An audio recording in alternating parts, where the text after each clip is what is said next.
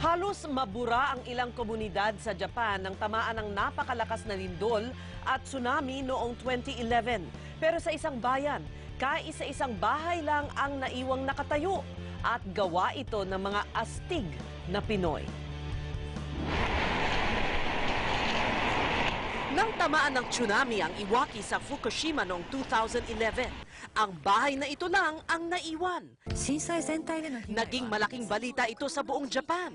Naiyak pa sa tuwa ang may-ari ng bahay dahil naisalba ang kanilang mga personal na gamit tulad ng mga family album. Ang hindi alam ng marami, ang iba't ibang bahagi ng bahay ay gawa pala sa Pilipinas. Dito sa Cavite Economic Zone, binubuo ng 5 kumpanyang Hapon ang mga parte ng bahay, mula sa cabinet, kusina, hanggang paliguan. Araw-araw, mula 20 hanggang 23 mga bahay ang ine-export mula dito sa Cavite, patungong Japan. Sa Japan na lang binubuo at itinatayo ang bahay na ang bubong ay gawa pa sa solar panel. Umaabot sa 10 milyong piso ang halaga ng bahay. Higit 20,000 ang empleyado ng kumpanya at umaabot sa 3 bilyong piso sa isang taon ang kanilang pasweldo. Sa buwan lamang ng Pebrero 2013, umabot sa $85 million ang kanilang export. Ayon sa presidente ng kumpanya, dito lamang sa Pilipinas nakatayo ang ganitong uri ng pabrika.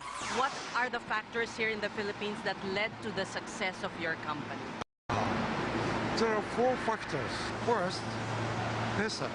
Second, location. Third, manpower. Fourth, language. The Filipino workers are really the attraction. They remain to be our competitive edge. Malaki naman ang pakinabang ng komunidad sa kumpanya. For every one worker, times 7. Kasi mayroong mga indirect employment na na-generate dyan sa community.